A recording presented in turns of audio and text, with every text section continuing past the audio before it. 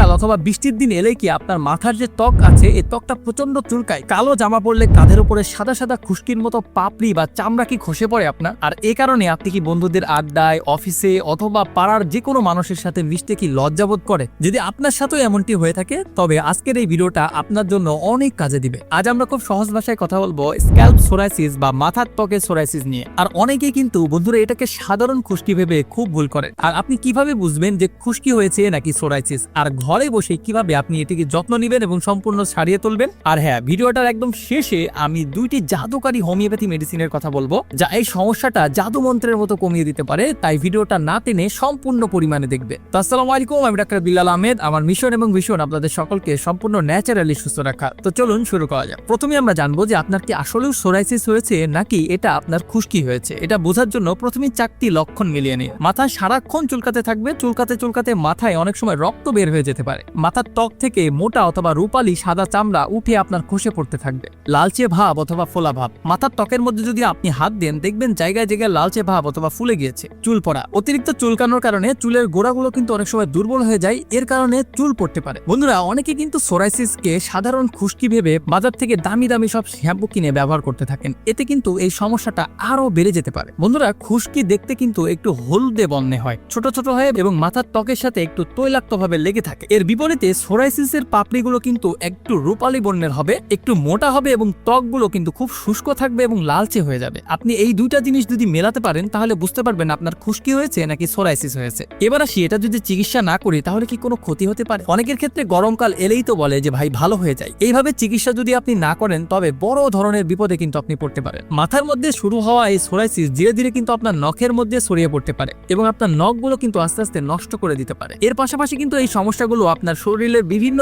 জয়েন্টগুলোতে ছড়িয়ে যেতে পারে, আর এটাকেই বলা হয় সোরিয়াটিক আর্থ্রাইটিস। এর ফলে আপনার প্রচন্ড জয়েন্টগুলো ব্যথা হতে পারে। তাই সময় থাকতে এর যত্ন না নিলে পরবর্তীতে কিন্তু এই ছোট্ট একটি সমস্যা বড় ধরনের ব্যথার সমস্যায় পরিণত হয়ে যেতে পারে। এবার আসি, ঘরে বসে আপনি কিভাবে এটাকে যত্ন নেবেন। প্রথমেই নারিকেলের তেলের ম্যাসেজ করতে পারেন। সোরাইসিস রোগীদের সবচেয়ে ভালো বন্ধু হলো কিন্তু নারিকেল তেল। রোজ হালকা নারিকেল তেল দিয়ে মাথাটা হালকায় ম্যাসেজ করুন। এটা আপনার মাথার ত্বকটাকে আর্দ্র রাখে এবং পাপড়ি ওঠাকে কমিয়ে রাখে। দ্বিতীয়তে যেটা করবেন সেটা হলুদ এবং দুধ একসাথে খেতে পারেন। রাতে ঘুমানোর আগে 1 গ্লাস কুসুম গরম পানির মধ্যে 1 চামচ পরিমাণ সমান হলুদের গুঁড়া আপনি মিশিয়ে তারপর সেটা খেয়ে ঘুমিয়ে পড়ুন। হলুদের মধ্যে যে উপাদানগুলো আছে এটা কিন্তু সোরাইসিস এবং ফোলাভাব চুলকানো কমাতে প্রচুর পরিমাণে সাহায্য করে থাকে। তার পাশাপাশি দুধের মধ্যে কিন্তু প্রচুর পরিমাণে ভিটামিন ডি থাকে। এই দুইটার সমন্বয়ে কিন্তু আপনার সোরাইসিস খুব দ্রুত সমাধান করতে পারে। এর পাশাপাশি খাবারে প্রচুর পরিমাণে প্রোটিনজাত খাবার রাখবেন, যেমন মাছ, আপনি মুরগি, মাংস এবং ডিম। এই খাবারগুলো আপনার নিয়মিত খাবারে রাখুন। এবার সে আপনি কি কি খাবেন না। আপনাকে কোনো রকম রেড মিট, যেটাকে লাল মাংস বলা হয়, এই লাল মাংস খাওয়া যাবে না। খাসি কিংবা গরুর মাংস এগুলো থেকে কিছুদিন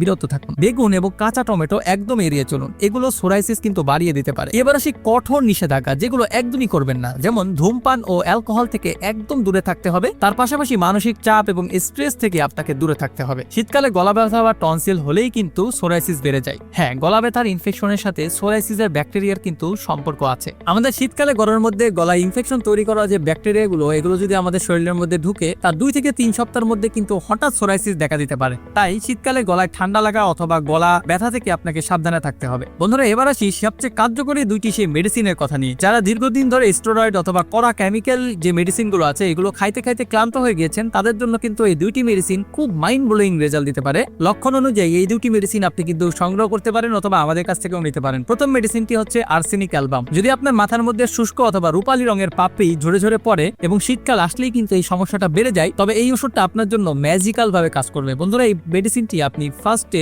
30 পোটেন্সিতে যে কোনো হোমিওপ্যাথি চেম্বার থেকে জার্মানিটা কিনে নেবেন। তার পাশাপাশি কিন্তু আর্টিকা ইনভেস্ট নামে এই মাদার টিংসা মেডিসিনটি কিনতে হবে এর সাথে। বন্ধুরা, আর্টিকা যে মেডিসিনটি মাদার টিংসা ফরম্যাটে কিনবেন সেটা খাওয়ার নিয়ম সকালে 20 ফোঁটা এবং রাতে 20 ফোঁটা হালকা কুসুম গরম পানির সাথে খাবেন। এবং আর্সেনিক অ্যালবাম 30 পোটেন্সিতে এই মেডিসিনটা আপনি 2 ফোঁটা সকালে 2 ফোঁটা রাতে ডাইরেক্ট জিবার উপরে দিয়ে খেতে হবে খাওয়ার আগে। এবার আসি দ্বিতীয় নম্বর মেডিসিনটি, সেটার নাম হচ্ছে গ্রাফাইটিস। যদি দেখেন মাথার ত্বকগুলো আঠা আঠা হয়ে গেছে, আঠালো জাতীয় পুষ ধরনের পড়তেছে এবং ত্বকগুলো ফেটে ফেটে রস বের হচ্ছে, তবে এই গ্রাফাইটিস মেডিসিনটি আপনার জন্য মাইন্ড ব্লোয়িং রেজাল্ট দিবে। বন্ধুরা, এই মেডিসিনটি 30 পোটেন্সিতে আপনি ফার্স্টে কিনে নেবেন। খাওয়ার নিয়ম হচ্ছে সকালে এবং রাতে 2 বেলা 2 ফোঁটা করে ডাইরেক্ট জিবার উপর দিয়ে খাবেন। বন্ধুরা, এই মেডিসিনটার সাথেও কিন্তু আপনি আর্টিকা যে মাদার টিংসার মেডিসিনটা কিনতে বলেছি এটি কিন্তু ওর সাথে খেতে হবে। এবং আপনি যদি এই মেডিসিনটা ঝামেলাতে না যেতে চান তাহলে আমাদের স্ক্রিনে দেওয়া নাম্বারে ফোন দিতে পারেন। আমরা কিন্তু আপনার সমস্যাটা ভালোভাবে পর্যবেক্ষণ করে আপনার জন্য বেস্ট যে মেডিসিনটি হয়, বেস্ট যে রেজাল্টটি আপনার জন্য ভালো হবে, সেটা কিন্তু আমরা সারা বাংলাদেশে ক্যাশ অন ডেলিভারিতে মেডিসিন পাঠিয়ে থাকি। আপনি যদি আমাদের ট্রিটমেন্টে নিতে চান সেক্ষেত্রে কিন্তু আমাদের সাথে যোগাযোগ করতে পারেন। তো আশা করছি বন্ধুরা সম্পূর্ণ বিষয়টি ভালোভাবে বোঝাতে পেরেছি। তো আজকের মতো এখানেই বিদায় নিচ্ছি, দেখা হবে অন্য কোনো এক ভিডিওতে। ততদিন পর্যন্ত ভালো থাকবেন,